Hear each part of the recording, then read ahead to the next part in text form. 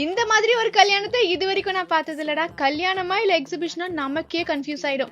90s கிட்ஸ்க்கு கல்யாணம் நடந்து பார்த்திருப்பீங்க. ஆனா 90s கிட்ஸ் தீம்ல கிளி ஜோசியம்ல இருந்து எலி ஜோசியம், 90s கிட் மிட்டாய் ஸ்டால், சேமியா குச்சி ஐஸ், கோலி சோடா, பாதாம் பால் எல்லாமே ஒரே கல்யாணத்துல பார்த்திருக்கீங்களா?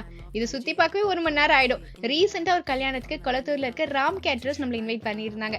உள்ள போகும்போதே செம்ம கூட்டம். என்னடா கூட்டம் எட்டி பார்த்தா ஜவ்வு மிட்டாயில இருந்து 90s கிட்ஸோட ஃபேவரட்டான மொத்த சாக்லேட் ஒரே இடத்துல. எல்லாரும் கை ஃபுல் அள்ளிட்டு போனாங்க. உண்மையான 90s கிட்ஸா தான் இதுல ஒரு 5 சாக்லேட் பேர் சொல்லுங்க பாப்போம்.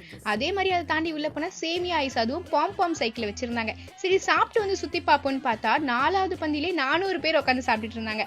ஒரு இடத்த பிடிச்சி ஒரு இலையை போட்டா வஞ்சிரம் ஃப்ரை, ப்ரான் ஃப்ரைல இருந்து மட்டன் பிரியாணி வரைக்கும் வச்சிருந்தாங்க. இது எல்லாமே வெஜிடேரியன்ல பண்ணிருந்தாங்க. அதுதான் ஹைலைட்டே. வஞ்சிரம் ப்ரான்ல செம்ம டேஸ்டா இருந்துச்சு. சாப்பிட்டதெல்லாம் டைஜஸ்ட் ஆகணும்னு சொல்லி பீடா ஸ்டால் போயிட்டு ஒரு ஃபயர் பீடாவை போட்டுட்டு லைவ் கவுண்டர்ல பாத்தீங்கன்னா ஜிலேபி, கோலி சோடா, அப்புறம் பாம் சைக்கிள், சேமியா ஐஸ், ஐஸ்கிரீம், பஞ்சு மிட்டாய், பாப்கார்ன், பாதாம் பால் எல்லாமே செம்ம லைவா பண்ணிட்டு இருந்தாங்க. எங்கடா சாப்பிடலான்னு அடுத்து கிளி ஜோசியம், எலி ஜோசியத்துல ஜோசியம் பார்த்து நம்மள இன்வைட் பண்ணி இப்படி ஒரு எக்ஸ்பீரியன்ஸ் கொடுத்த கொளத்தூர் ராம் கேட்டரர்ஸ் ஓனர் ஒரு பெரிய டைம் சொல்லிட்டு அப்படியே கிளம்பிட்டோம். வேற மாதிரி ஒரு எக்ஸ்பீரியன்ஸா இருந்துச்சு. செம்மையான கல்யாணம். இப்ப கல்யாணம் ஆக போற 90s கிட்ஸ், 2K கிட்ஸ்லாம் இந்த ரீல ஷேர் பண்ணி விட்டு மறக்காம ஃபுடீஸ் ஃபைண்டிங்ஸ் ஃபாலோ பண்ணுங்க.